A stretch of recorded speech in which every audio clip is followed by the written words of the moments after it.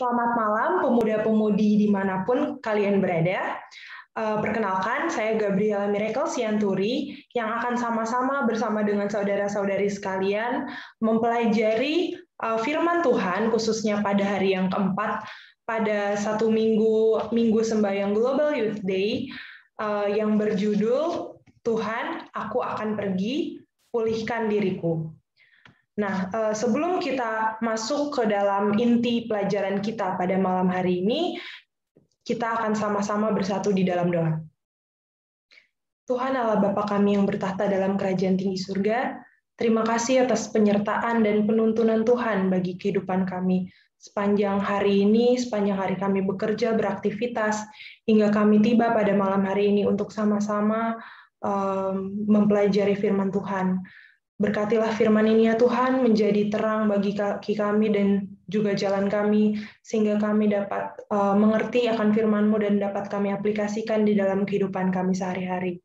Terima kasih Tuhan atas berkat-Mu, terima kasih atas penuntunan-Mu, kami serahkan hidup kami ke dalam tangan Tuhan.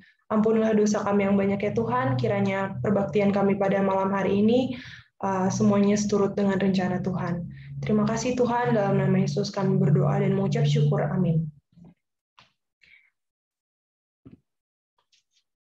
Pada malam hari ini, kita akan sama-sama membahas mengenai pelajaran kita, yakni berjudul Tuhan, Aku Akan Pergi, Pulihkan Diriku. Pada malam hari ini, ayat yang diambil sebagai pelajaran kita terdapat di dalam kitab Markus, pasal yang pertama, ayat yang ke-40 sampai dengan ayat yang ke-42. Yesus menyembuhkan orang yang sakit kusta.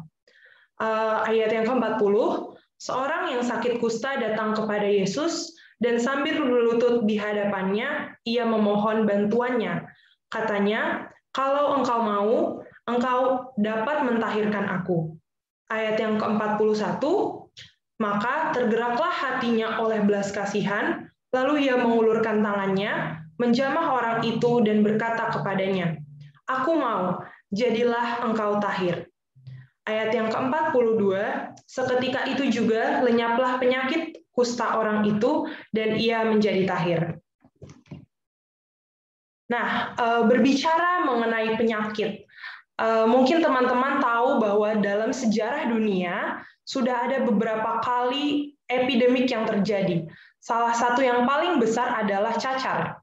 Dalam waktu kurun 100 tahun, penyakit cacar ini berhasil mengorbankan 26 juta jiwa, dan juga selain itu kita mengenal wabah pes, yang juga terkenal dengan nama penyakit sampar. Dan wabah ini menumbangkan 27 juta jiwa. Tanpa mundur terlalu jauh, tahun 1918, di kamp tentara Inggris, muncul sebuah wabah Spanish flu yang hanya dalam waktu kurun 8 bulan merenggut 25 juta nyawa manusia. Nah, ketika kita mengingat sejarah epidemik yang begitu besar, pada tahun 2019 juga ada kejadian yang mengerikan yang sampai saat ini belum bisa 100% selesai, yakni pandemi COVID-19 yang berawal dari negara Cina, tepatnya di Wuhan, dan dalam waktu beberapa minggu menyebabkan seluruh kota di karantina. Bahkan Indonesia juga pada awal tahun 2020. Nah, berikut ada data yang sempat saya cari. Kalau dari dunia, ada sekitar 3.260.000 orang yang meninggal dan berhasil didata, dan juga kasusnya sudah sampai 150-an juta kasus, dan khusus di Indonesia yang positif itu ada 1.713.000-an orang, dan yang meninggal sudah ada 47.000-an orang, dan ini merupakan update terakhir yang bisa saya dapatkan dari website resmi, yaitu covid19.go.id, itu untuk yang di Indonesia, dan yang di dunia itu dapat dari website World Health Organization. Nah, mengenai COVID, saya ingin cerita sedikit pengalaman saya. Kebetulan saya juga sempat ada gejala COVID, dan pada saat itu ketika saya sudah sakit, terus udah agak-agak nggak bisa mencium aroma, nggak bisa merasakan makanan, dan panas tinggi, itu orang di rumah saya salah satunya bahkan sudah tidak mau bertemu dengan saya. Dia bahkan bilang bahwa dia lebih baik ada di luar rumah daripada di rumah karena ada saya yang sedang sakit, karena dia takut tertular. Nah, pada saat itu saya merasa sangat amat sedih, sangat amat merasa sendirian karena satu rumah itu harus berjauhan dengan saya, dan bahkan saya tidak mau didekati oleh saudara saya sendiri. Nah, mungkin menurut saya itu adalah hal yang sangat amat menyedihkan, dan mungkin buat orang-orang yang pernah mengalami COVID juga dan di karantina juga merasakan hal yang sama, tidak bisa bertemu dengan keluarga, terus merasa sendirian, merasa takut, terus habis itu ya banyak hal yang dialami, penderitaan fisik maupun secara psikologis. Namun ternyata ada sebuah penyakit yang jauh lebih menyeramkan daripada COVID-19, dan ini penyakit sudah sangat lama, sudah ada sejak zaman dahulu kala, dari zaman Alkitab Perjanjian Lama, yaitu penyakit kusta. Nah, penyakit ini sangat amat lebih mengerikan, lebih hina, dan wajib dijauhi penderitanya. Kalau menurut seorang penulis, yaitu Bapak Masterman dalam bukunya Dictionary of Christ and the Gospels, halaman 205, mengatakan bahwa tidak ada yang lebih mematikan manusia melalui penderitaan yang bertahun-tahun dan mengerikan seperti penyakit kusta. Kenapa hal itu bisa terjadi? Karena ada 3 alasan utama kenapa penyakit kusta ini sangat amat mengerikan. Yang pertama adalah penyakit kusta sebagai hukuman dari Tuhan.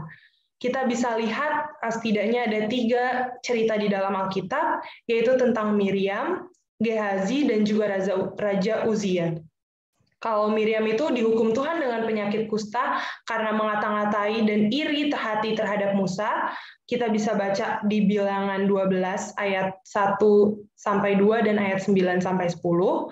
Yang kedua, Gehazi, yaitu bujangnya Elisa, yang dihukum dengan kusta karena meminta pemberian dari Naaman yang sebelumnya sudah ditolak oleh Elisa. Kita bisa baca dalam 2 Raja-Raja 5 ayat 21-27, dan juga Raja Uzia. Ketika Raja Uzia merasa kuat, sombong, tinggi hati, dan tidak setia kepada Tuhan, akhirnya Tuhan menghukumnya dengan penyakit kusta. Kita sama-sama bisa baca dalam 2 Tawarik 26 ayat 16 sampai dengan 21. Yang kedua, penyakit ini dianggap najis dan berbahaya karena dapat menular, sehingga penderita kusta harus diasingkan dari masyarakat. Dan yang ketiga, penderita kusta ada dalam Alkitab mengalami penderitaan fisik dan psikis. Kita bisa baca dalam Imamat 13 ayat 44 sampai dengan ayat yang ke-46. Nah, selain itu, penderita kusta itu dianggap lumpuh total secara fisik maupun rohani. Dia harus menjaga jarak sejauh 6 kaki dari orang lain, termasuk dari anggota keluarganya sendiri. Penderita kusta juga sama seperti mayat hidup. Ia harus menggunakan jubah hitam agar dikenali sebagai seorang yang dianggap mati. Lalu mereka juga dikucilkan dari masyarakat, tidak dapat tinggal di kota manapun, jadi mereka itu tinggalnya di luar kota. Dan yang terakhir, mereka dianggap tidak mendapat berkat surga. Karena kusta dianggap sebagai hukuman dari Allah kepada manusia karena dosa-dosanya. Saudara-saudari, dapatkah kita bayangkan penderitaan dan kesengsaraan penderita penyakit kusta ini?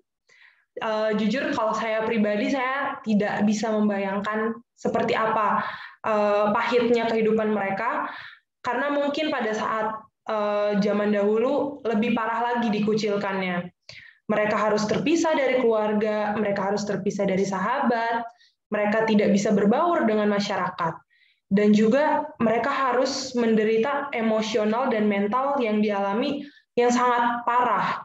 Mereka hidup dengan suatu penyakit yang dianggap sebagai hukuman Allah dan menjadi orang yang paling hina dari semua orang yang berdosa.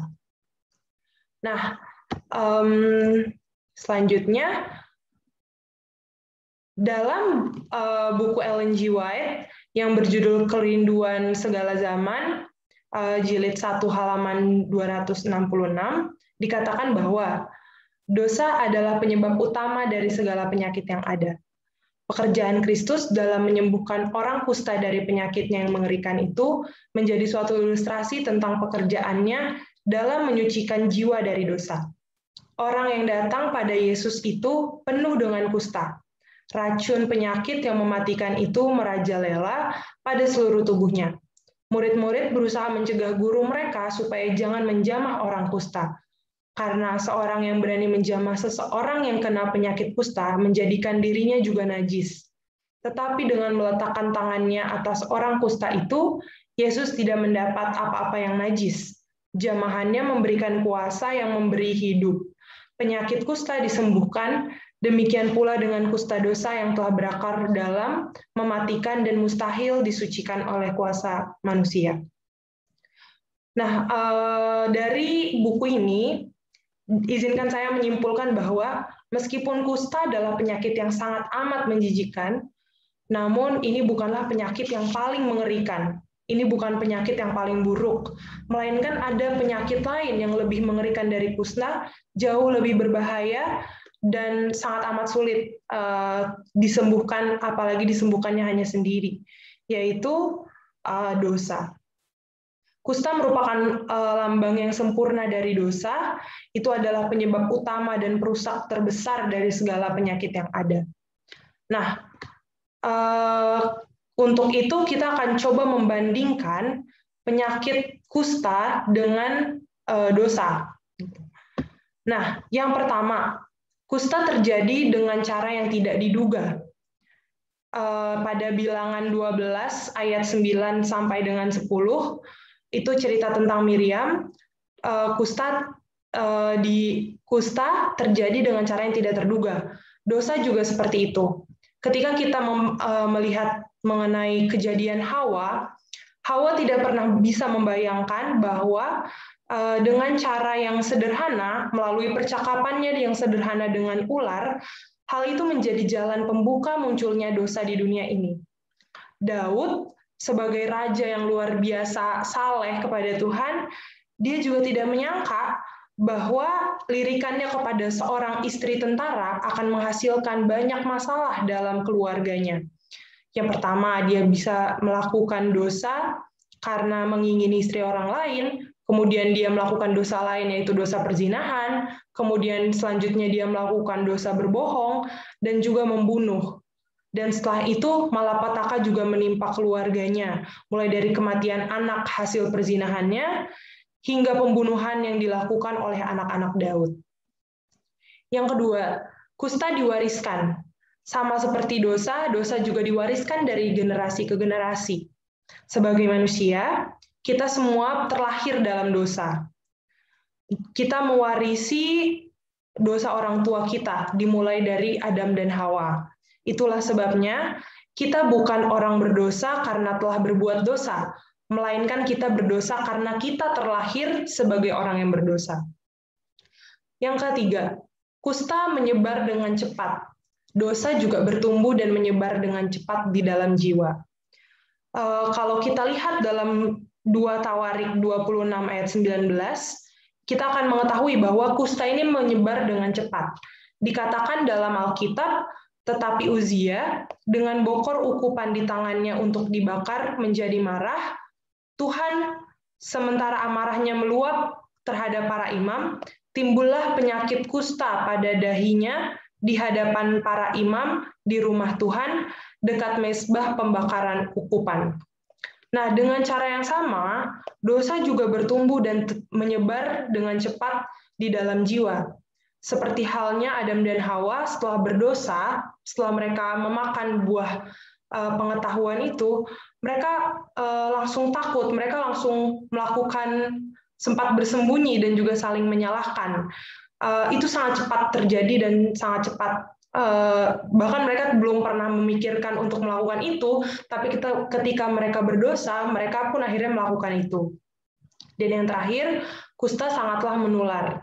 Itulah sebabnya penderita penyakit kusta langsung dikucilkan, langsung dibuang, dan harus ditandai sehingga jangan sampai ada orang yang mendekati mereka. Sama seperti kusta, akibat dari dosa juga tidak hanya dirasakan oleh orang-orang yang berbuat dosa, melainkan juga dirasakan oleh orang-orang yang ada di sekitarnya. Nah, penyembuh dan penyelamat manusia dari dosa.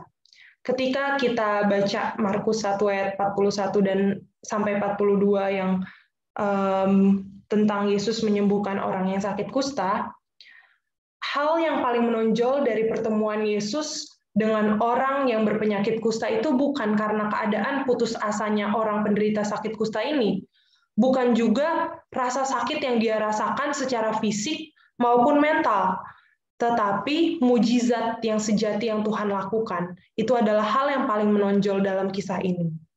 Jika kita baca Markus pasal 1 ayat yang ke-41 dan 42, Yesus disebut Markus, tergeraklah hatinya. Ia kemudian mengulurkan tangannya kepada orang itu dan menjamah orang itu. Yesus kemudian berkata, "Aku mau," dan berkata lagi, "Jadilah engkau tahir."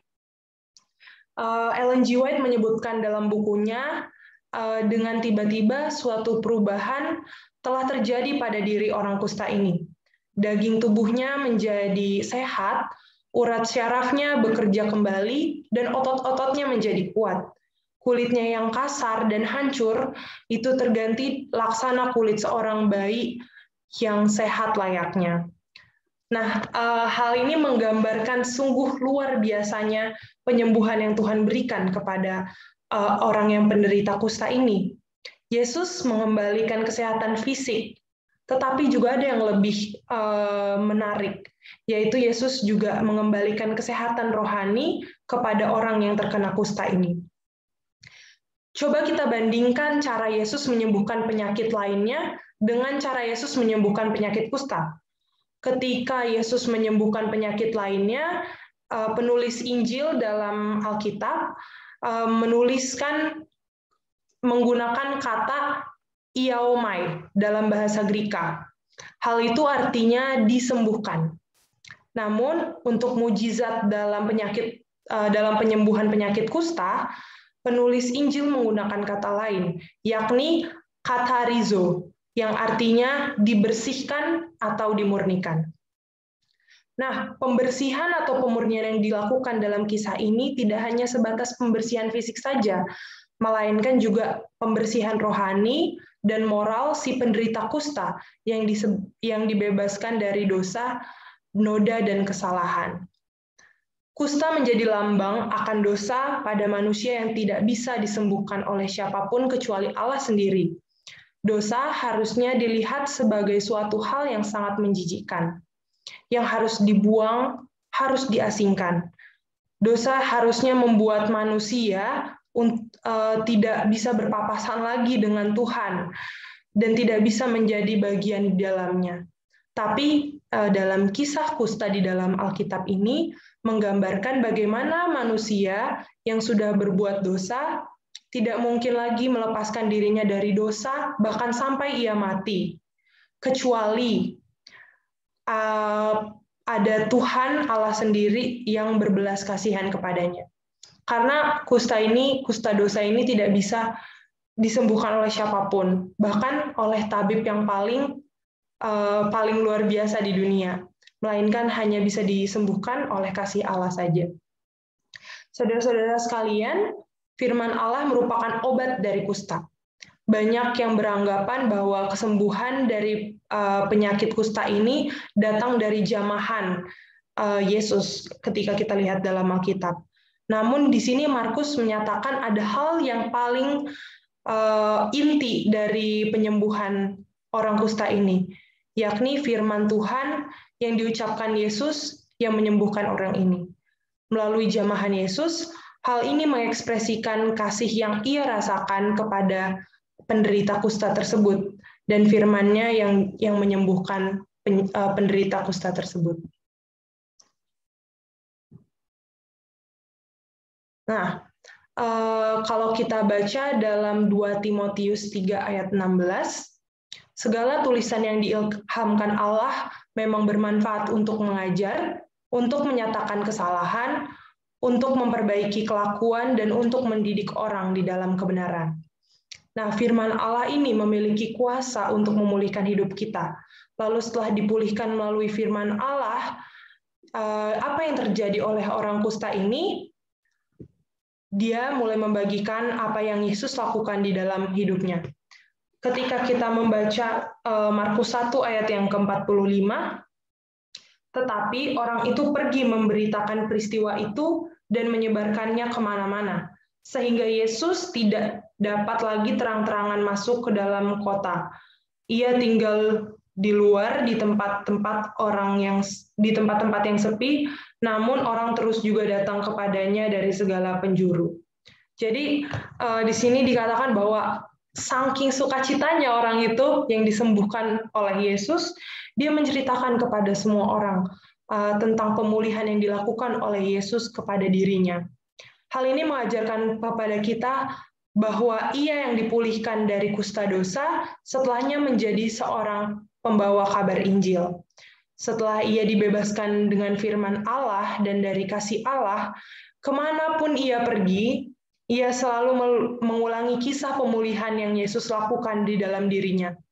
Rasa sukacita dan berbahagia yang setelah ia dibebaskan dari dosa membuat ia tidak dapat berdiam diri saja, melainkan dia terus mengabarkan apa yang Tuhan telah berikan kepada dirinya. Nah, izinkan saya juga bercerita sedikit mengenai seorang misionaris, mengenai seorang bapak bernama Jose Damian yang lahir pada tahun 1840, dan kemudian ia menjadi seorang pelayan Tuhan sampai dengan tahun 1889. Seorang penginjil ini berasal dari Belgia. Bapak ini bernama Jose Damian, dan pada saat itu ia mendengar kabar bahwa ada ratusan orang penderita penyakit kusta yang tinggal dan diasingkan di Kepulauan Hawaii. Penderita sakit kusta ini diberitakan bahwa mereka kelaparan, pakaiannya compang-camping, mereka semua terbuang dari masyarakat. Mereka tidak punya kehidupan normal seperti orang pada umumnya, dan kemudian Bapak Jose Damian ini berinisiatif untuk menjadi misionaris di sana, untuk membawa para penderita kusta ini kepada pengharapan Kristus.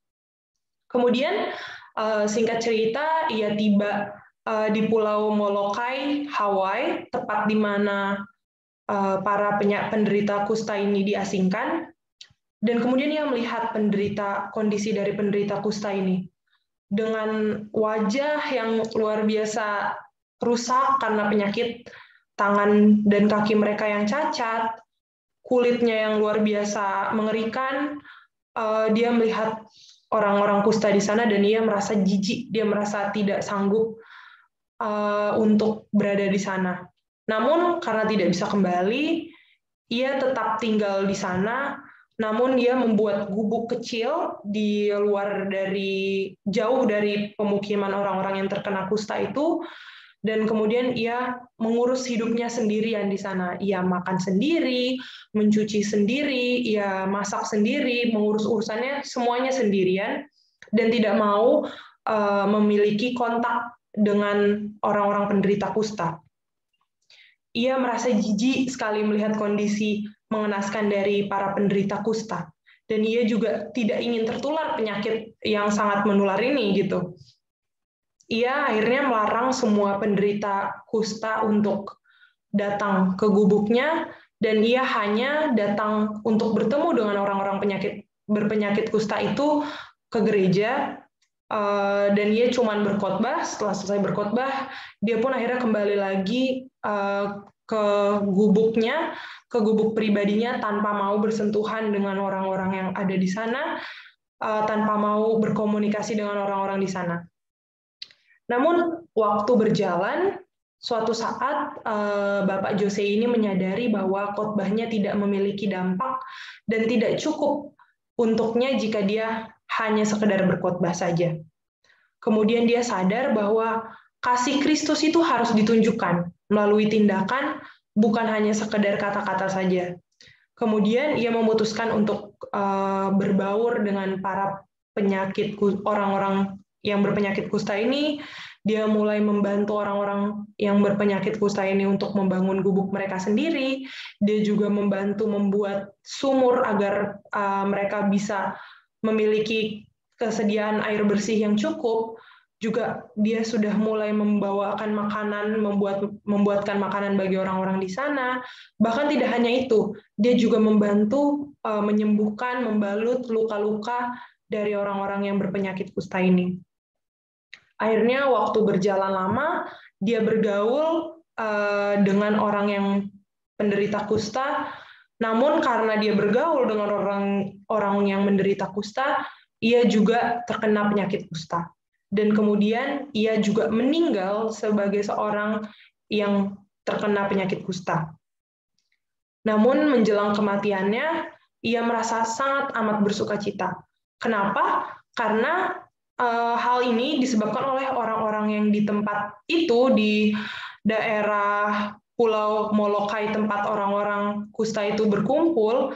Semua orang di sana menerima Yesus dan mereka semua percaya kepada Yesus. Hal ini merupakan hal yang sangat amat luar biasa, di mana ketika kita sadar bahwa kita telah dimerdekakan oleh Tuhan, ketika kita sadar bahwa kita telah menerima kasih yang luar biasa dari Tuhan, maka tidak ada hal lain yang bisa kita lakukan selain kita harus membagikan kasih itu kepada orang-orang yang ada di sekitar kita. Mau seburuk apapun orang itu, mau sesulit apapun rasanya, tapi kita harus percaya bahwa Tuhan selalu membantu kita untuk terus bisa mengabarkan Injil kepada saudara-saudara kita. Mungkin kita juga bisa buka dalam Yakobus 5 ayat 19 sampai 20 yang berbunyi demikian, saudara-saudaraku, jika ada di antara kamu yang menyimpang dari kebenaran dan ada seorang yang berbuat dia berbalik. Ayat yang ke-20, ketahuilah bahwa barang siapa berbuat orang berdosa berbalik dari jalannya yang sesat, ia akan menyelamatkan jiwa orang itu dari maut dan menutupi banyak dosa. Pada malam hari ini, kita belajar, Tuhan, aku akan pergi, pulihkanlah diriku. Melalui kisah orang yang terkena kusta, melalui kisah itu, Yesus mentahirkan dia. Kita dapat belajar bahwa ketika kita mengalami kusta dan kita dipulihkan oleh Yesus, kita tidak dapat berdiam diri saja. Dosa memang hal yang paling berbahaya, namun firman Allah adalah obat yang bisa melawan dosa. Dan ketika seorang dipulihkan dari kusta rohani, maka ia akan mengabarkan kemuliaan kepada Allah.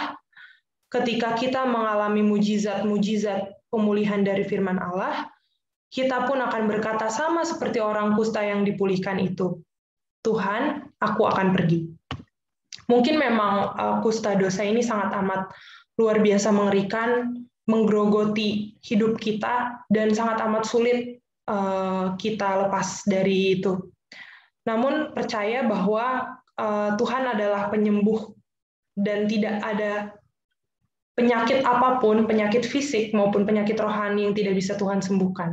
Oleh sebab itu, kita harus sama-sama meminta pertolongan dari Tuhan untuk memulihkan diri kita masing-masing, sehingga kita dapat pergi. Kita dapat pergi setelah kita dipulihkan, kita dapat pergi menjadi pengabar-pengabar firman Allah, menjadi pengabar-pengabar kabar sukacita kepada orang-orang di luar sana yang juga ingin dipulihkan.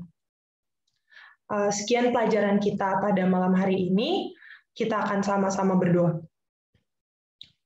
Tuhan Allah Bapa kami yang bertata di dalam kerajaan tinggi surga, terima kasih atas pelajaran yang luar biasa yang Tuhan telah berikan bagi kami pada malam hari ini.